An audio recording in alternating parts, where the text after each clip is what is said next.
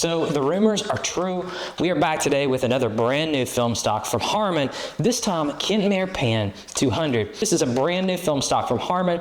Harman made it pretty clear when they released Harman Red just a couple of months ago that they would have more stuff on the horizon, and today it looks like we've got the first of that new batch of products. So let's take a look at it. They sent me a couple rolls of Kentmere Pan 200, and I said, I love getting free stuff. Let's check it out. And they also sent me some documentation along with the film, and here's what they had to say about Kentmere Pan 200. Kentmere Pan 200 is a medium-speed black and white camera film which is suitable for a variety of indoor and outdoor photography applications where good lighting exists, and you'll see from the photos that I've taken later on in the video that I've done some indoor and outdoor stuff so you can get an idea of what to expect. And spoiler alert, it's pretty darn good. They go on to say that it has the capability to generate high-quality images and fine grain with good sharpness and will generally yield mid-high pictorial contrast at the given development times, and they provide a development sheet to give you an idea of how to develop this film. Kentmere Pan 200 is a good choice for high-quality enlargements and high-resolution scans. Kentmere Pan 200 film is coated on a 0.125mm 5mm acetate low-density base and is available in 135 cassettes, 35mm bulk lengths, and then also a 120 roll format. And because I shot all my 35mm film, all I've got left is the 120 film. So as you're looking at the rolls here, this is going to have to do. And like I just said, I was able to take it out and put it through a variety of tests, and I'm going to talk a little bit about some of the images I shot. And for the first set, I did a really high contrast, high key setup portrait scenario. So take a look at some of these images. And it's pretty clear straight away that there's quite a bit of contrast with the film. The black's almost fallen away to nothing, but still retaining much of the highlight information. And like I said, this is a really dramatic high key scene, so the film does a great job of capturing the lows and the highs. And you can also zoom in a little bit on the socks, and you can see that the film is also capturing quite a bit of resolution there, and that this film was scanner limited. I had this film developed from one of the more popular developers out there, and I just got the regular old scans that they provided, and you can see that there's quite a bit of resolution left over. I think if these scans were done at a little higher quality, we would probably found a lot more detail there. You can see that these images are very high contrast and the rendering is very nice. And you can zoom in and take a look at the grain, and it has a really nice, really fine grain.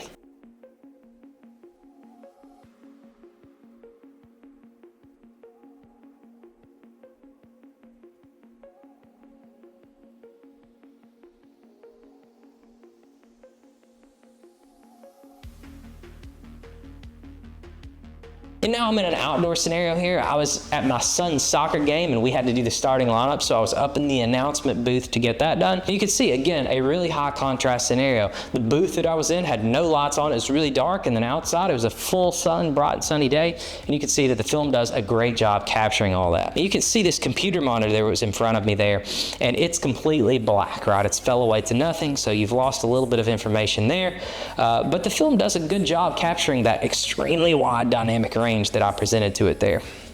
And here's just a straight outside shot looking down from the announcement booth. And again, a really good looking film, lots of resolution there, and really good contrast. And here's my little girl at a softball game. You can see she's chucking deuces there, having a good time at her softball game, and this is a really nice image. And I think this is a great image to display just how much resolution there is there. You can see that there is more resolution left over. If these images had been scanned at higher quality, there would be even more detail there. But this is a really sharp film and just really nice rendering. Take a look at that. And here is a image that looks like I front focused on the net. I was shooting my Nikon F100 there with a 35mm f2 lens, and looks like it front focused a little bit, but you can see that's my daughter getting ready to go up and bat.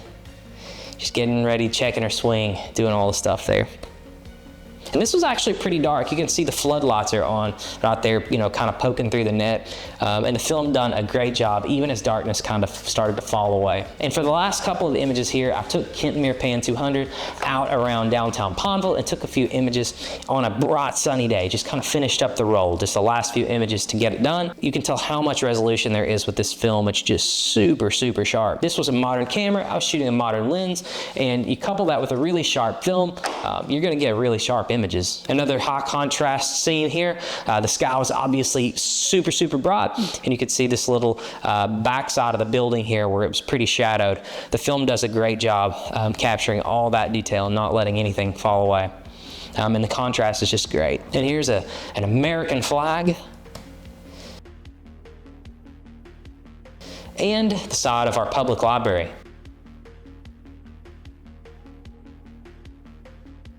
And here's an old church with its stained glass windows. Again, shooting into the sun.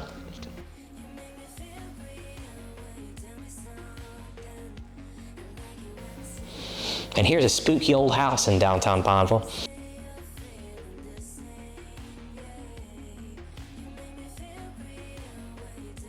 And an old church, another old church.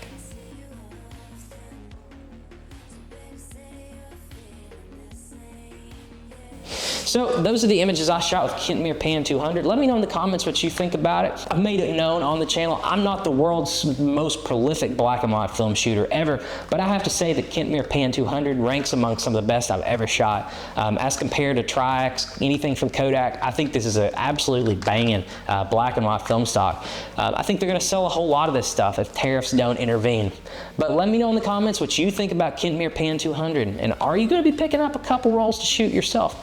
Anyway, let me know. And if you thought this film stock was really cool, check out the other film stock that Harman just released, and that was Harman Red 200, and I made a video about that too. But as always, guys, thank you so much for watching. We'll see you next time.